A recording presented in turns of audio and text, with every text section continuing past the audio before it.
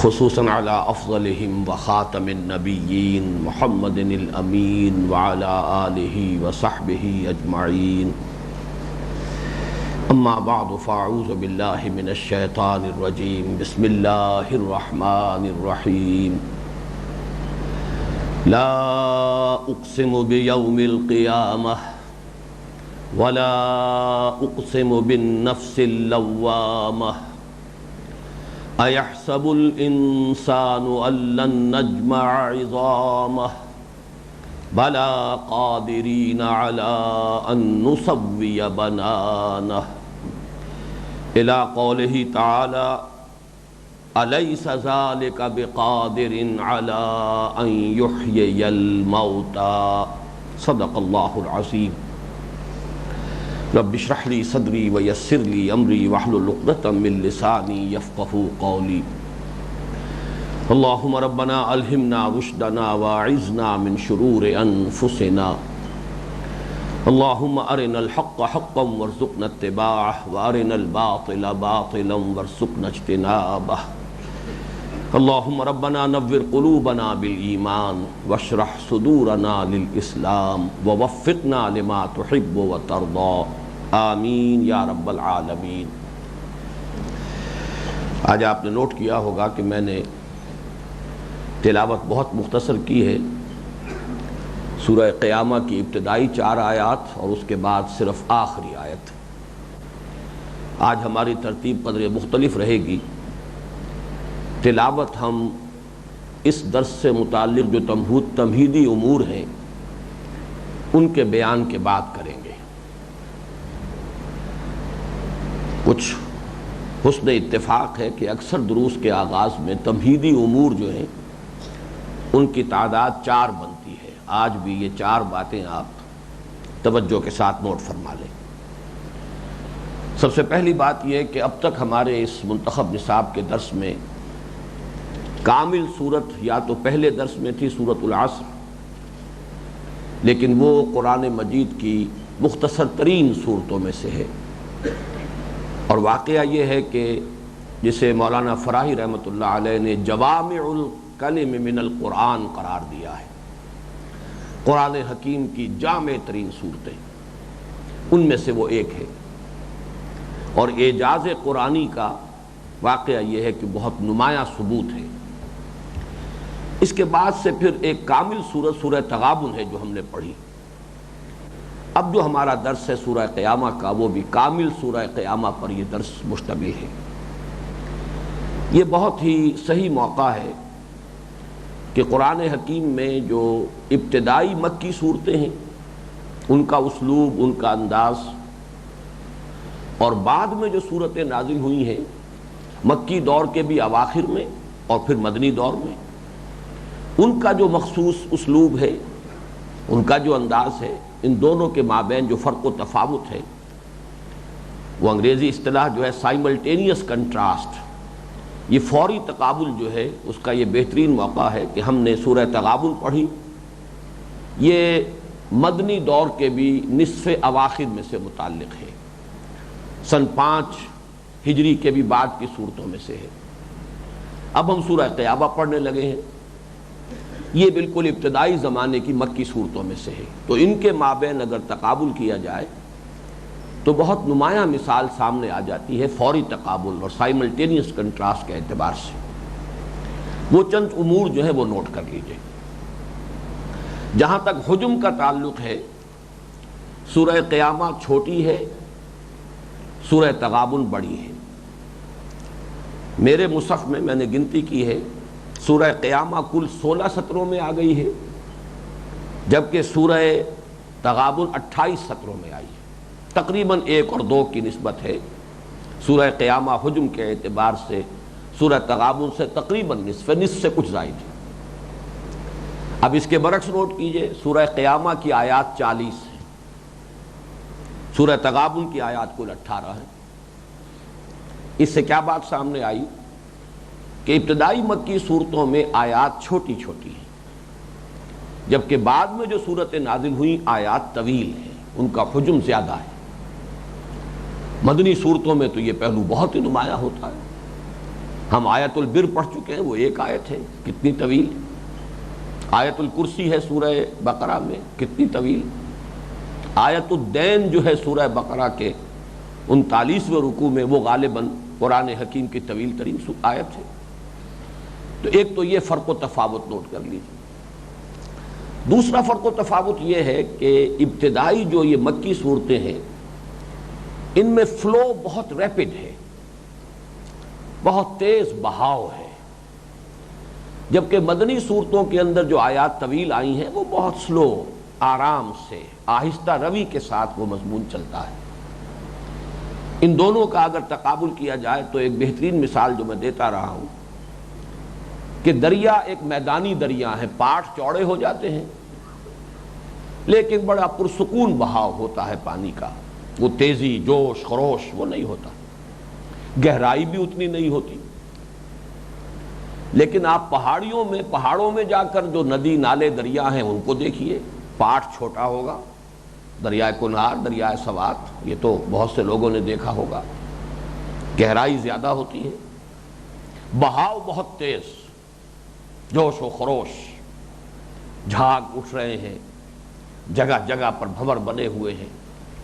یہ جو فرق و تفاوت ہے پہاڑی دریاؤں اور ندیوں اور نالوں کے درمیان اور میدانی دریاؤں کے مابین، اگر ان کو سامنے رکھیں تو یہ جو اسلوب کا فرق ہے ابتدائی مکی صورتوں کا اور لیٹر مکی پیریڈ کی صورتیں اور مدنی صورتوں کا، وہ بہت نمایاں، بہت خوبصورت تشبیہ ہے.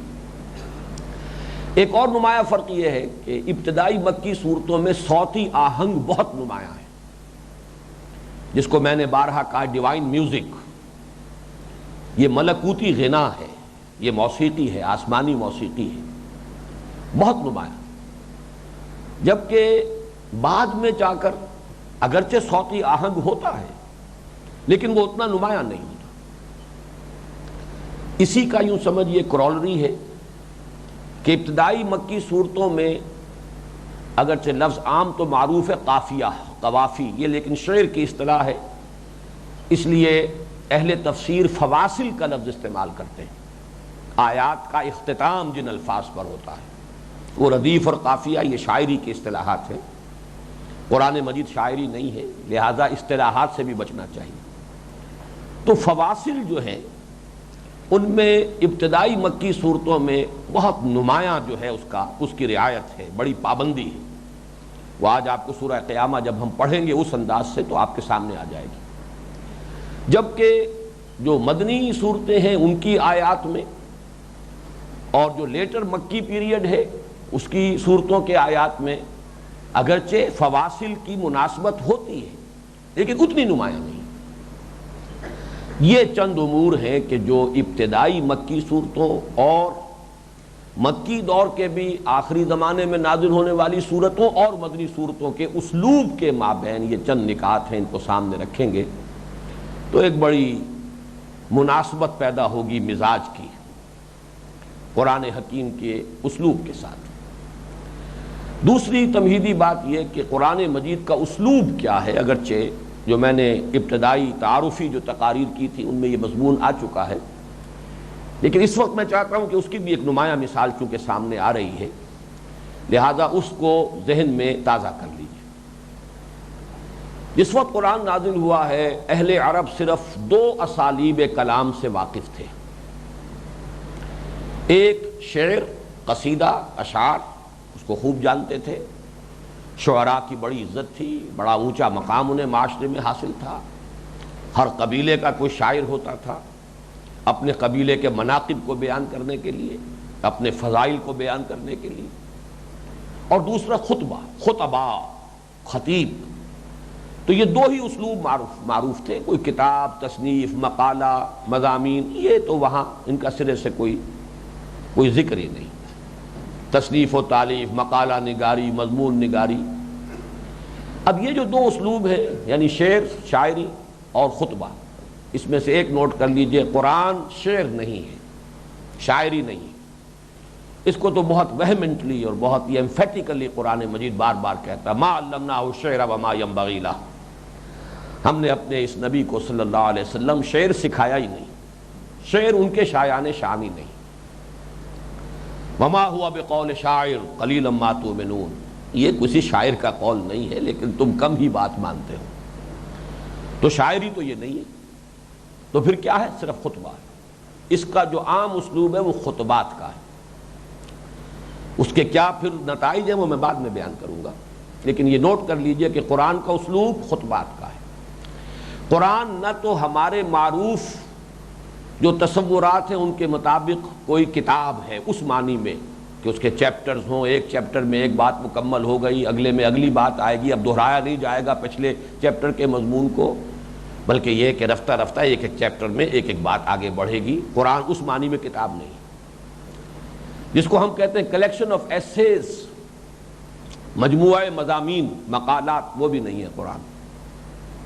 قرآن کو آپ کہہ سکتے ہیں کہ it's a collection of divine orations, خطبات الہیہ کا ایک مجموعہ ہے. ہر صورت ایک خطبہ ہے، چھوٹے بھی ہوتے ہیں خطبے، بڑے بھی ہوتے ہیں. حضور کے خطبے تو بہت مختصر ہوتے تھے، ہمارے خطبات کی طرح نہیں ہوتے تھے 1.5 گھنٹے کے، بہت مختصر خطبے. تو قرآن حکیم میں چھوٹے خطبے بھی ہیں، سورۃ العصر بھی ہے، اور قرآن حکیم میں بڑے طویل خطبے بھی ہیں. بعض مواقع پر حضور سے بھی ثابت ہے کہ آپ نے اتنا طویل خطبہ بھی دیا ہے کہ ایک نماز کا وقت آیا، اس میں وقفہ پڑا، پھر آپ جاری رکھا اپنے خطبے کو، پھر وہ نماز ادا کر کے پھر ابھی خطبہ آپ کا جاری رہا. لیکن یہ آپ کا عام اسلوب نہیں تھا، یہ ایک استثنائی سی بات ہے. البتہ ایک بات نوٹ کر لیجئے کہ جدید دور میں جو آزاد نظم کا تصور ہے، بلینک ورس، یہ چونکہ ہمارے ہاں اردو میں آیا ہے انگریزی سے، ہمارے ہاں پہلے یہ سرے سے متعارف نہیں تھا، نہ یہ اسلوب اردو زبان میں موجود تھا.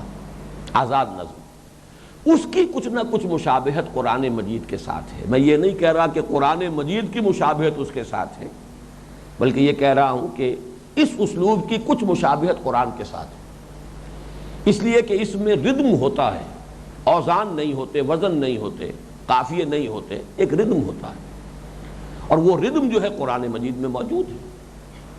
اگرچہ جیسا کہ میں نے عرض کیا وہ مکی صورتوں میں بہت ریپڈ ہے، بہت نمایاں ردم ہے، جو مدنی صورتوں کے اندر اتنا نمایاں نہیں ہوتا ہے.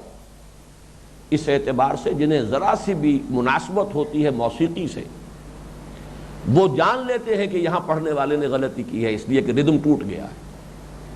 یہ بہت گہری جو ہے ایک ممارست جنہیں ہوتی ہے کہ ردم ہے قرآن کا، لیکن جہاں وہ ردم ٹوٹ جائے، چاہے وہ حافظ نہ ہو، انہیں اندازہ ہو جاتا ہے کہ یہاں کوئی نہ کوئی گڑبڑ ہوئی ہے، اس لیے کہ وہ جو ردم ہے اس کا سلسلہ منقطع ہوا ہے. لیکن یہ کہ اس کی بحریں جو شاعری میں ہوتی ہیں بحر نہیں ہے، اسی طرح کوئی وزن والا معاملہ نہیں ہے، کوئی قافیے اس طرح کے نہیں ہے. لیکن یہ کہ بہرحال بلینک ورس کو کچھ مشابہت حاصل ہے قرآن مجید کے اسلوب سے. اب نوٹ کیجئے کہ خطبے کے اسلوب کی وجہ سے کیا چیزیں نمایاں ہیں کہ جن کو ہمیشہ پیش نظر رکھنا چاہیے، اور جو اس سورہ قیامہ میں بہت نمایاں طور پر سامنے آتی ہے. نمبر 1 یہ کہ خطبے کے ابتدا اور اختتام پر اصل مضمون ہوتا ہے. درمیان میں خطیب دائیں بائیں ادھر ادھر ضرور جائے گا، اس لیے کہ سامعین کے لیے بالکل سٹریٹ لائن میں ایک ہی مضمون کو لے کر چلنا اور اس کو ذہن کی گرفت میں لینا آسان نہیں ہوتا. یہی فرق ہے لیکچر میں. تقریر لیکچر ہوتی ہے، کلاس روم میں پروفیسر جو لیکچر دیتا ہے، لیکن یہ کہ مسجد میں خطیب خطبہ دیتا ہے. ان دونوں میں زمین و آسمان کا فرق ہے. خطبے میں لازماً ڈائگریشنز ہوتی ہیں، دائیں بائیں مضمون جاتا ہے لیکن پھر لوٹتا ہے، جہاں سے شروع ہوا تھا وہی ختم ہوتا. اور یہ در حقیقت کسی خطبے کے مؤثر ہونے کے لیے سب سے اہم شرط یہی ہے کہ آغاز بھی ایسا ہو کہ چونکا دے، کیا بات کہی جا رہی ہے، اور اختتام وہ ہو کہ جو لاسٹنگ امپریشن چھوڑے، تاکہ سامعین جب اٹھیں تو کچھ لے کر اٹھیں، کوئی بات ان کے ذہن میں واضح ہو جائے. دوسرا اسلوب خطبے کا یہ ہے کہ اس میں تحویل خطاب ہوتی ہے. ابھی کسی سے بات ہو رہی ہے، ابھی کسی سے شروع ہو گئی، اور یہ تحویل خطاب اگر آپ مقالے میں ہو، مضمون میں ہو، تو آپ لازماً اسے نمایاں کرتے ہیں کہ اب میں کچھ باتیں ان حضرات سے عرض کرنا چاہتا ہوں. آپ یہ کہے بغیر اپنا جو ہے خطاب کا رخ کسی مضمون یا مقالے میں نہیں بدل سکتے. اس حد تک تو ہم نے ان لوگوں سے گفتگو کی ہے، اب ہمارا روح سخن ان کی جانب ہے. اس کو آپ واضح طور پر بیان کریں گے. خطیب کبھی یہ نہیں کرتا، وداؤٹ وارننگ، بغیر کسی وضاحت کے وہ اپنے مخاطب کو بدل دیتا ہے، ابھی اس سے خطاب تھا، ابھی اس سے خطاب تھا۔ پھر اس میں یہ بھی ہوتا ہے کہ کبھی جو موجود ہیں انہیں غائب فرض کر کے بات ہوتی ہے، صیغہ غائب میں گفتگو شروع ہو جاتی ہے حالانکہ سامنے موجود ہے، اور کبھی جو موجود نہیں ہوتے ان کو فرض کیا جاتا ہے کہ موجود ہیں اور خطاب شروع ہو جاتا ہے۔ جیسے آپ دیکھتے ہیں ہمارے سیاسی مقررین جو ہیں، جلسہ لاہور میں ہو رہا ہوگا، خطاب کر رہے ہوں گے نواز شریف صاحب کو، جو شاید پتہ نہیں اس وقت کہیں بیرون ملک ہی گئے ہوئے ہوں، جلسہ کہیں ہو رہا ہوگا اور خطاب ہو رہا ہوگا بابا مارگلہ کو، غلام اسحاق خان صاحب کو، لیکن یہ کہ وہ فرض کر لیا جائے گا کہ گویا کہ ہم بظاہر راست ان سے مخاطب ہیں۔ یہ خطبے کے اسالیب میں معروف، اور یہی آپ کو اس خطبات الہیہ میں قرآن مجید میں یہ آپ کو اسلوب ملے گا، کبھی حاضر کو خطاب غائب کے صیغے میں، کبھی غائب سے خطاب حاضر کے صیغے میں۔ آزاد نظم کے اعتبار سے ایک بات میں نوٹ کراؤں گا، خاص طور پر اس صورت میں، کہ اس سورہ مبارکہ میں آپ دیکھیں گے کہ 6-7 آیات کے بعد قوافی بدلتے ہیں۔ شروع میں 6 آیتوں پر لا اقسم بیوم القیامہ ولا اقسم بالنفس اللوامہ ایحسب الانسان ان لن نجمع عظامہ بلا قادرین علی ان نسوی بنانہ بل یرید الانسان لیفجر امامہ یسأل ایان یوم القیامہ، ایک قوافی چل رہے ہیں۔ اب آپ دیکھیے فَإِذَا بَرِقَ الْبَصَرُ وَخَسَفَ الْقَمَرُ وَجُمِعَ الشَّمْسُ وَالْقَمَرُ يَقُولُ الْإِنسَانُ يَوْمَئِذٍ أَيْنَ الْمَفَرُّ كَلَّا لَا وَزَرَ إِلَىٰ رَبِّكَ يَوْمَئِذٍ الْمُسْتَقَرُّ يُنَبَّأُ الْإِنسَانُ يَوْمَئِذٍ بِمَا قَدَّمَ وَأَخَّرَ، یہ قوافی ہے۔ پھر آگے بدلے گا، میں وہ ساری جب ہم تلاوت کریں گے تو اس کو نوٹ کیجئے گا، اس وقت صرف ایک مثال پر اکتفا کر رہا ہوں۔ تیسری تمہیدی بات اس درس سے متعلق یہ ہے کہ اس کا مضمون کیا ہے۔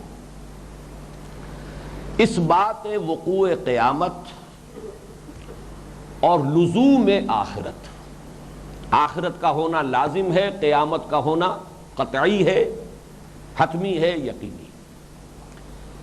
موضوع کی اہمیت کے اعتبار سے یہ نوٹ کیجئے، حقیقت ایمان کے ضمن میں جو میں نے تقریباً 2 سال پہلے جو خطبات دیے تھے اسی جگہ پر، اس میں اس نقطے کو تفصیل سے واضح کیا تھا کہ ایمانیات ثلاثہ جو ہیں، توحید، معاد اور رسالت، ان کی ریلیٹیو امپورٹنس 3 مضامین کے اعتبار سے جدا جدا ہے۔ اصولی، نظری، علمی اعتبار سے اصل ایمان باللہ ہے، توحید ہے، باقی دونوں ایمان بھی آخرت پر ایمان اور رسالت پر ایمان باللہ ہی کی فروع ہیں، کرولریز ہیں۔ قانونی اعتبار سے اصل ایمان بالرسول ہے، بڑے سے بڑا موحد ہو، فن خواہ ہو، اپنی توحید میں رسول کو نہ مانے کافر ہے، بڑے سے بڑا زاہد ہو، عابد ہو، رسول کو نہیں مان رہا کافر ہے۔ تو گویا کہ قانونی اعتبار سے اصل ایمان بالرسالت ہے، لیکن عملی اعتبار سے انسان کے کردار اور شخصیت اور اس کے عملی رویے پر سب سے زیادہ جو مؤثر ایمان ہے وہ ایمان بالآخرہ ہے۔ آخرت کا یقین ہوگا، محاسبہ آخرت کا استحضار ہوگا، جنت اور دوزخ پر ایمان اور یقین ہوگا، تو آدمی تیر کی طرح سیدھا رہے گا، پھر پھونک پھونک کر قدم رکھے گا۔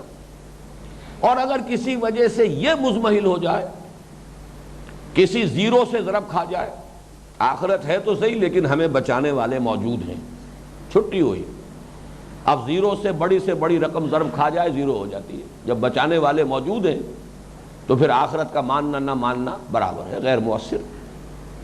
لیکن اگر ہو تو پھر واقعہ یہ ہے کہ انسان کا عمل سیدھا رہے۔ تو ایک تو اس اہمیت کو نوٹ کیجئے، یہی وجہ ہے کہ ابتدائی مکی صورتیں جو ہیں ان میں سب سے زیادہ زور اس آخرت کے مضمون پر، انذار آخرت۔ یا ایھا المدثر قم فانذر، اے خبردار کرنے والے، اے لحاف اوڑھ کر، کپڑا اوڑھ کر لیٹنے والے، کھڑے ہو جاؤ صلی اللہ علیہ وسلم اور خبردار کرو لوگوں۔ چنانچہ آپ کو معلوم ہے کہ وہ خطبہ، اس کا ذکر بعد میں بھی آئے گا، ابتدائی خطبات میں جو حضور صلی اللہ علیہ وسلم کے ہمیں ملتے ہیں، ان میں ایمان بالرسالت اور توحید ایک ایک جملے میں، اور پھر مفصل گفتگو آخرت پر۔ دوسری بات یہ نوٹ کیجئے کہ قرآن مجید میں جو اس بات آخرت کا مضمون آتا ہے تو مخاطب کون ہے ان کو سمجھ لیجئے. مخاطب وہ نہیں ہے کہ جو خدا کے منکر ہوں، اللہ کے منکر ہوں. اگر تو ایسے لوگ ہوں تو ان سے دلیل کسی اور طریقے سے دی جائے گی، پہلے اللہ کو منوائیں گے پھر آخرت کا مسئلہ آئے گا. لیکن جو اصل مخاطب تھے قرآن حکیم کے ابتدائی مخاطب اہل عرب، وہ اللہ کو مانتے تھے. شاذ تھے ان میں وہ لوگ کہ جو خدا کے بھی منکر ہوں، جن کو آج کل کے مادیین ہم کہتے ہیں، تھے وہاں موجود لیکن شاذ، کل معدوم نہ ہونے کے درجے میں. اصل میں وہ لوگ تھے جو اللہ کو تو مانتے تھے لیکن یا تو آخرت کے سرے سے منکر تھے، کوئی آخرت نہیں، ناممکن ہے، مستبعد ہو نہ ہونے والی بات، انہونی بات، ہیہات لما توعدون اذا متنا وکنا ترابا ذلک رجم بعید. جب ہم مر جائیں گے مٹی ہو کر مٹی میں مل جائیں گے پھر اٹھا لیا جائے گا، انہونی بات ہے. اور یا یہ ہے کہ وہ آخرت کو بھی مانتے تھے لیکن شفاعت باطلہ کے زیرو سے ضرب دے دیتے تھے. ہمارے یہ بت جو ہیں، یہ دیویاں دیوتا جو ہیں، یہ آخر کس برس کی دوا ہیں؟ آخرت میں ہمیں بچائیں گے، اس لیے ڈنڈوت کرتے ہیں ان کی، اس لیے ان کو چڑھاوے چڑھاتے ہیں، اس لیے سجدے کرتے ہیں. یہ سب کچھ کس لیے کر رہے ہیں؟ یہ سارا کھکیڑ کیوں بول لے رہے ہیں؟ دیوانہ بکار خیش اشیار، یہ تو ہمارا کاروبار ہے، ہم یہاں ان کی عزت اور تکریم کر رہے ہیں. یہ حقیقت اللہ کی بیٹیاں ہیں یہ، اور بڑی لاڈلی ہیں، بڑی پیاری ہیں اللہ کو. بس جس سے یہ راضی ہو گئی وہ اللہ راضی ہو ہی گیا خود بخود. اللہ پکڑے گا تو یہ بچا لیں گی. یہ ہے ان کا تصور.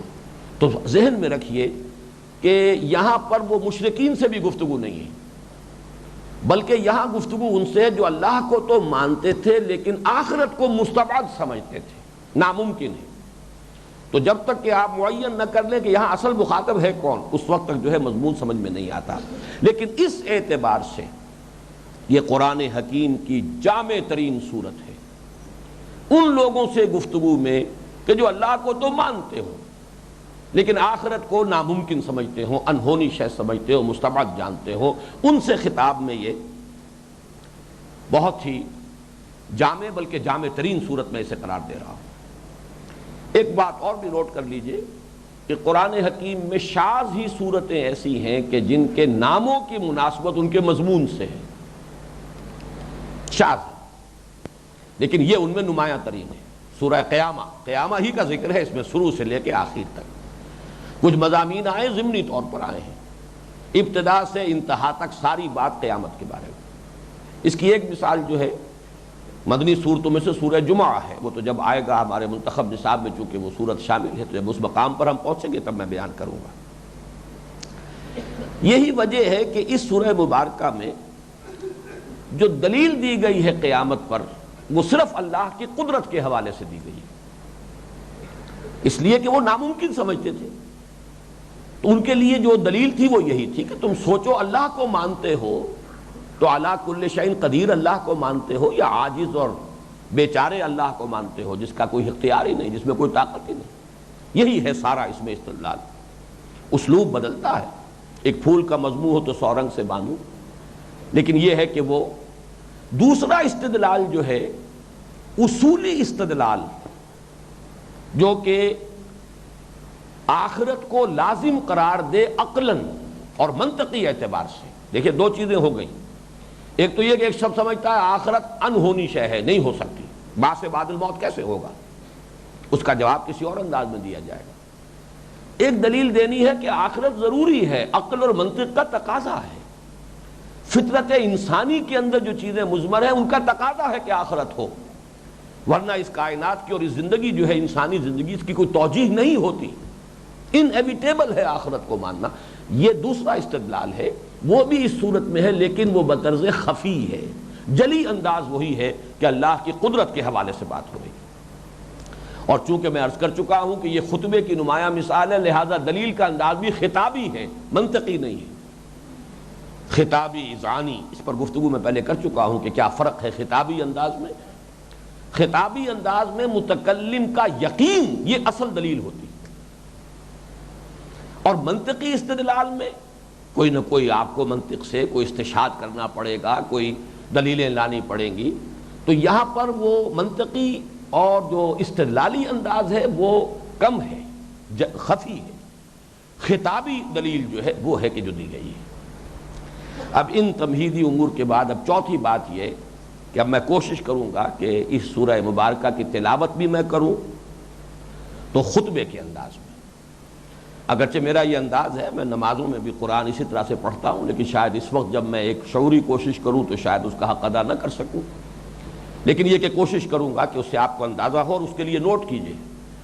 یہ میں الفاظ آپ کو پہلے بتا چکا ہوں کہ حضور کے خطبے کا انداز کیا ہوتا تھا، علی صوتہ واحمرت عیناہ کأنہ منذر جیش، آپ کی آواز بلند ہو جاتی تھی اور آپ کی آنکھیں سرخ ہو جاتی تھی، ایسے ہوتے تھے جیسے کہ کسی لشکر کے حملہ آور ہونے کی خبر دے رہے ہیں، کہ گویا کہ کوئی لشکر تم پر حملہ آور ہوا چاہتا ہے، کوئی مصیبت تم پر ٹوٹ پڑنے والی ہے۔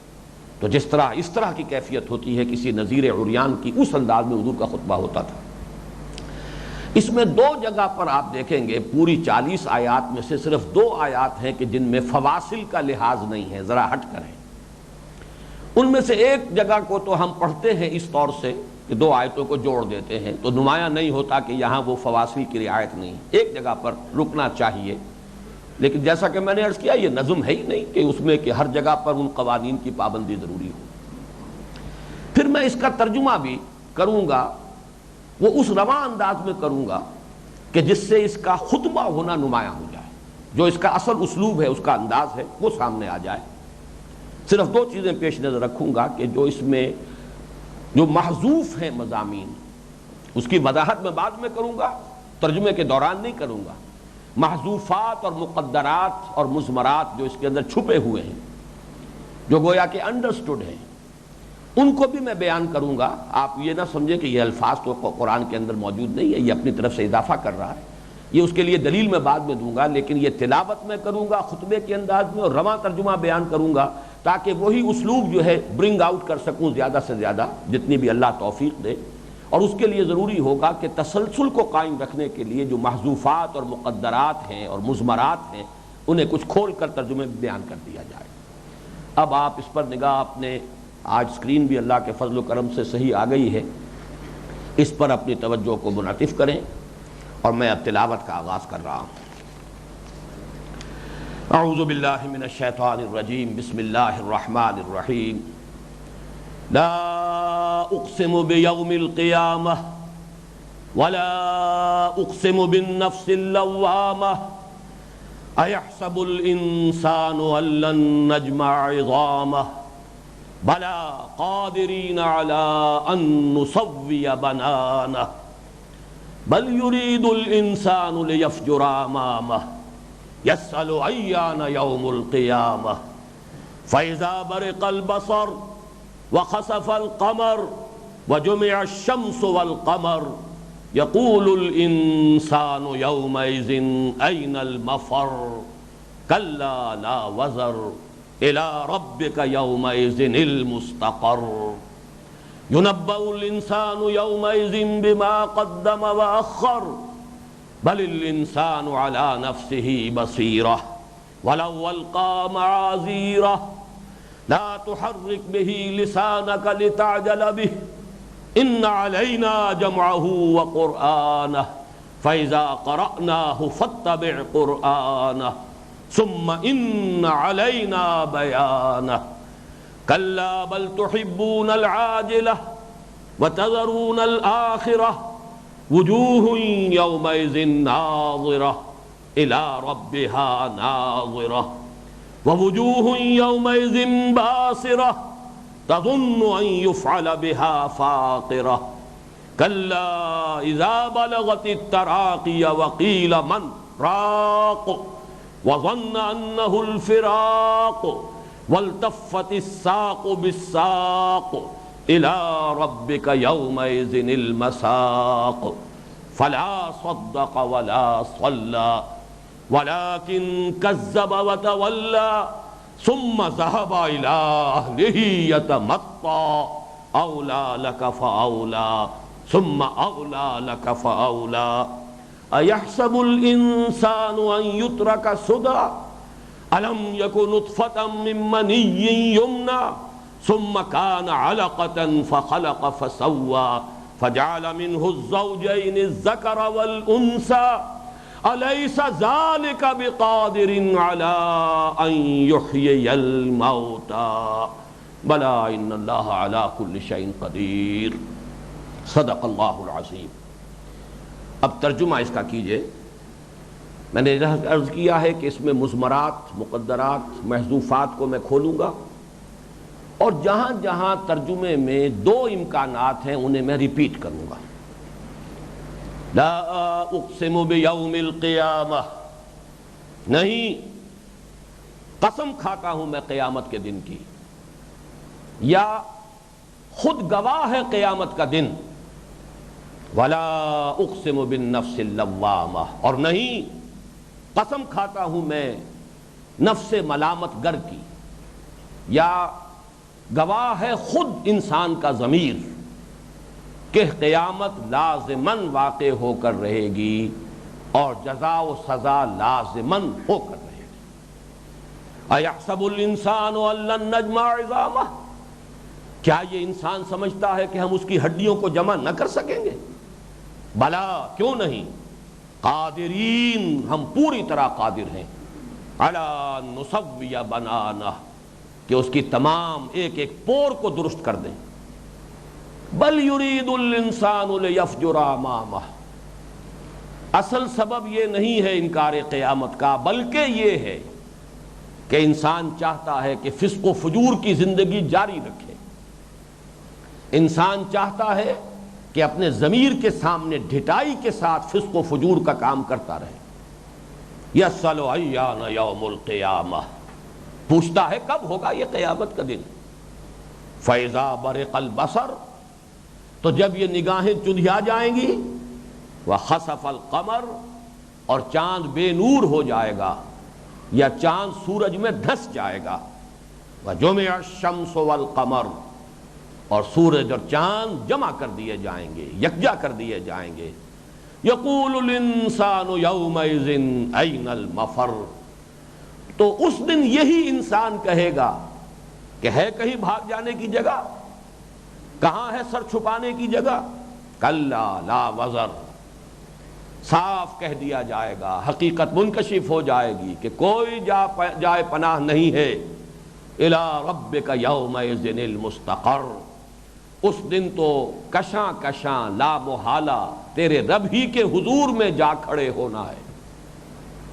يُنَبَّأُ الْإِنسَانُ يَوْمَئِذٍ بِمَا قَدَّمَ وَأَخَّرَ، جتلا دیا جائے گا، گن گن کر بتا دیا جائے گا اس روز ہر انسان کو جو کچھ اس نے آگے بھیجا اور جو کچھ اس نے پیچھے چھوڑا، یا جو کچھ اس نے آگے کیا اور جو کچھ اس نے پیچھے کیا۔ بَلِ الْإِنسَانُ عَلَى نَفْسِهِ بَصِيرَةٌ، اسے یہ بتانے کی بھی ضرورت نہیں ہوگی، اس لیے کہ انسان خود اپنے نفس پر بصیرت رکھتا ہے، اسے معلوم ہے کہ میں کتنے پانی میں ہوں، کہاں کھڑا ہوں۔ وَلَوْ أَلْقَىٰ مَعَاذِيرَهُ، خواہ وہ کتنے ہی بہانے بنائے، لَا تُحَرِّكْ بِهِ لِسَانَكَ لِتَعْجَلَ بِهِ، تو اپنی زبان کو تیزی سے حرکت مت دو اس قرآن کے ساتھ کہ جلدی سے اسے یاد کر لو۔ إِنَّ عَلَيْنَا جَمْعَهُ وَقُرْآنَهُ، اب یہاں خطاب بدل گیا ہے، حضور سے خطاب ہو رہا ہے۔ ہمارے ذمے ہے اس کو جمع کرنا بھی، اس کا پڑھوا دینا بھی۔ فَإِذَا قَرَأْنَاهُ فَاتَّبِعْ قُرْآنَهُ، جب ہم اسے پڑھوا دیں تو اسی پڑھائی کی پیروی کرنا۔ ثُمَّ إِنَّ عَلَيْنَا بَيَانَهُ، پھر ہمارے ہی ذمے ہے اس کی وضاحت، اس کی توضیح۔ کلا، پھر خطاب آیا منکرین کی طرف، کلا بل تحبون العاجلہ، کوئی نہیں، تمہارا اصل مرض یہ ہے کہ تم اس عاجلہ، اس نقد اور موجود زندگی کی محبت میں گرفتار ہو گئے ہو۔ وَتَذَرُونَ الْآخِرَةَ، اور آخرت کو تج دے رہے ہو، آخرت کو چھوڑ رہے ہو۔ وَوُجُوهٌ يَوْمَئِذٍ نَاظِرَةٌ، حالانکہ اس دن، قیامت کے دن، بہت سے چہرے ہوں گے بڑے تر و تازہ، خوش و خرم۔ إِلَىٰ رَبِّهَا نَاظِرَةٌ، اپنے رب کی طرف دیکھتے ہوئے، اپنی رب کی رحمت کے امیدوار۔ وَوُجُوهٌ يَوْمَئِذٍ بَاسِرَةٌ، اور بہت سے چہرے ہوں گے اس روز سوکھے ہوئے، باسی پن ان پر طاری ہوگا. تظن ان یفعل بها فاقرہ، اور انہیں یقین ہوگا کہ اب ان کے ساتھ وہ سلوک ہونے والا ہے جو ان کی ریڑھ کی ہڈی کے منکوں کو پیس کر رکھ دے گا. کلا اذا بلغت التراقی، کوئی نہیں، تو جب آن پھنسے گی یہ جان ہنسلیوں میں، نزع کے عالم کا نقشہ کھینچا جا رہا ہے.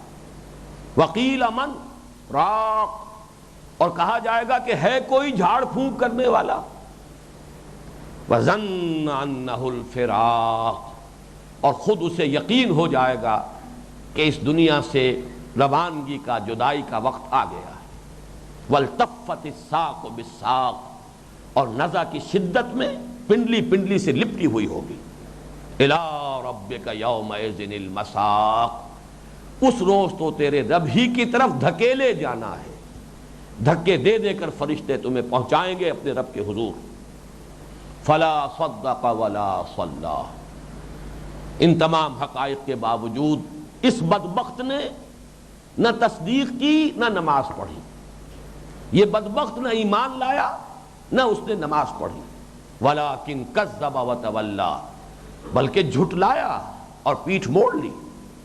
ثم ذهب الى اهله يتمطى، پھر چلا اپنے گھر والوں کی طرف اکڑتا ہوا، اینڈتا ہوا. اولا لک فاولا، ہلاکت ہے تیرے لیے اور ہلاکت ہے تیرے لیے، یہ افسوس ہے تجھ پر اور پھر افسوس ہے تجھ پر. ثم اولا لک فاولا، پھر اور ہلاکت ہے تیرے لیے اور مزید ہلاکت ہے تیرے لیے، یا مزید تف ہے تجھ پر اور افسوس ہے تجھ پر. ایحسب الانسان ان یترک سدی، کیا انسان یہ سمجھتا ہے کہ اسے یوں ہی چھوڑ دیا جائے گا، بیکار شے سمجھ کر پھینک دیا جائے گا؟ الم یک نطفۃ من منی یمنی، کیا نہیں تھا وہ ایک منی کی بوند جو ٹپکائی گئی. فجعل ثم کان علقۃ فخلق فسوی، پھر بنا دیا اسے ایک جونک کے مانند، ایک معلق شے، پھر اسے بنایا اور سنوارا، اس کی نوک پلک درست کی. فجعل منہ الزوجین الذکر والانثی، پھر اسی میں سے بنا دیے جوڑے، مذکر بھی مؤنث بھی، مرد بھی اور عورت بھی، نر بھی اور مادہ بھی. الیس ذلک بقادر علی ان یحیی الموتى، کیا وہ ہستی اس پر قادر نہ ہوگی کہ مردوں کو زندہ کر دے؟ اس کا ایک ہی جواب ممکن ہے، بلا کیوں نہیں. جس کی خلاقی کا یہ عالم ہے کہ اس نے گندے پانی کی بوند سے انسان جیسی ہستی کو تخلیق کر دیا، اس کی قدرت سے کہاں بعید ہوگا کہ وہ مرنے کے بعد دوبارہ زندہ کر سکے. یہ ہے اس سورہ مبارکہ کا ایک انداز، اسلوب. اس میں منطقی استدلال نہیں ہے، خطابی انداز ہے، خطبے کے تمام لوازم ہیں، تحویل الخطاب ہے، حاضر کو غائب، غائب کو حاضر، مختلف انداز میں گفتگو ہو رہی ہے. جہاں سے بات شروع ہوئی وہیں ختم ہو گئی. بلا قادرین علی نسوی بنانا، الیس ذلک بقادر علی ان یحیی الموتى. سارا استدلال اللہ تعالیٰ کی قدرت پر ہے، اس لیے کہ اصل مخاطب کون ہے؟ جو اللہ کو تو مانتے ہیں لیکن آخرت کو ناممکن سمجھتے ہیں. بعث بعد الموت انہیں بہت بھاری شے نظر آتی ہے کہ جو ان کو ناممکن نظر آتی ہے. اب یہ تو گویا کہ آج کے ہمارے اس درس کی تمہید ہے. اب آئیے ایک ایک آیت کو ہم لے کر اس پر غور شروع کریں. ابھی آج کی ہماری نشست میں جو 5 منٹ بقایا ہے اس میں جو بھی پروگرس ہو جائے اچھا ہے. پہلی آیت ہے لا اقسم بیوم القیامہ. اس میں اہم ترین بات یہ ہے کہ لا منفصل ہے، متصل نہیں ہے. اگر ان کو متصل مانا جائے، لا اقسم ایک لفظ، تو اس کا ترجمہ ہوگا میں قسم نہیں کھاتا قیامت کے دن کی. ولا اقسم بیوم بالنفس اللوامہ، اور میں قسم نہیں کھاتا نفس ملامت گر کی. لیکن یہ اسلوب نوٹ کر لیجئے کہ یہاں پر لا منفصل ہے. اصل میں عربی زبان میں پنکچویشن نہیں ہے. یہ قومیں، فل سٹاپ، سیمی کولن، کولن وغیرہ وغیرہ، جس سے کہ عبارت کے اندر جو ہے اسلوب کا اور اس کے اندر پھر معنی کا فرق واقع ہوتا ہے. سادہ سی مثال بارہا میں نے دی ہے کہ روکو مت جانے دو، روکو مت جانے دو. الفاظ وہی ہیں، صرف یہ کہ کہاں آپ نے وقفہ ڈالا اس سے زمین و آسمان کا بالکل برعکس مفہوم پیدا ہو گیا۔ روکو مت، جانے دو، روکو مت، جانے دو۔ اگر مت کو ادھر جوڑ دیا تو مفہوم کچھ اور ہے، اور مت کو ادھر جوڑ دیا تو مفہوم کچھ اور ہے۔ ظاہر بات ہے جب خطبہ دے رہا ہوتا ہے انسان تو وہاں پر رکتا ہے، وقفہ وہیں ڈالتا ہے جہاں وہ ڈالنا چاہتا ہے۔ انگریزی میں اس کے لیے کوما ہے، نے I swear by the day of judgment، اب یہاں نے علیحدہ ہو گیا، وہاں کوما ہوگا۔ لیکن یہ کہ عربی زبان میں پنکچویشن نہیں ہے، بلکہ جب قرآن لکھا گیا ہے مصحف کی شکل میں تو اس میں تو نقطے بھی نہیں تھے، زیر زبر بھی نہیں تھے، زیر زبر تو بہت بات کی بات ہے، نقطے بھی نہیں تھے، تو پنکچویشن کا کیا سوال۔ لیکن یہ کہ نوٹ کر لینا چاہیے کہ یہ اصل میں اسلوب کیا ہے۔ کہیں تو ہوتا ہے آیت کے شروع میں کلا، کہیں صرف لا، اس میں مراد کیا ہے کہ جو مخاطب ہے اس کی کسی خیال یا نظریے کی تردید کر کے بات شروع کی جاتی، نہیں ایسا نہیں ہے بلکہ یوں ہے۔ تو یہ نہیں ایسا نہیں ہے، تمہارا خیال غلط ہے، تمہارا زعم باطل ہے، اس کو کلا یا لا۔ لیکن یہ کہ اس کو پڑھتے ہوئے، اور واقعہ یہ ہے کہ جو ہمارے اسلوب ہے تجوید کے، اس میں یہ کہ اس لا کو کھینچنا چاہیے، اس لیے کہ آگے حمزہ آ رہا ہے، لا اقسم، خود بخود فصل آ جاتا ہے یہاں۔ ایک وقفہ جو ہے اس کو صحیح طریقے میں پڑھا جائے گا تو خود بخود وہ کوما لگتا ہے۔ لیکن یہ کہ ہمارے ہاں بعض حضرات نے ادھر توجہ نہیں کی ہے تو ترجمہ کیا ہے میں قسم نہیں کھاتا، پھر اس کے لیے تعویلیں کی ہیں۔ لیکن یہ اسلوب جو ہے بہت ہی عمدگی کے ساتھ مولانا فراہی رحمۃ اللہ علیہ نے اسالیب قرآن پر، واقعہ یہ ہے کہ ان کی دی ہوئی رہنمائیاں جو ہے بڑی بنیادی، بہت مفید ہیں، تو اس کو انہوں نے بہت نمایاں کیا ہے۔ نہیں قسم کھاتا ہوں میں قیامت کے دن کی۔